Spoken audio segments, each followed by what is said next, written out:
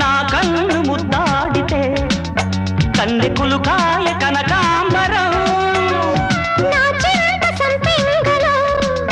కెంపు రంగాయ తొలి సంబరం ఎన్ని పొంగులో కుమారి కొంగులు ఎన్ని రంగులు సుమాల వాగులు ఎన్ని పొంగులో కుమారి కొంగులు ఎన్ని రంగులు సుమాల వాగులు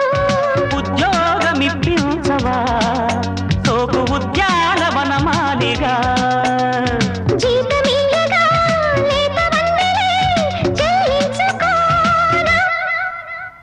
కొత్త కొత్తగా ఉన్నది స్వర్గమిక్కడే అన్నది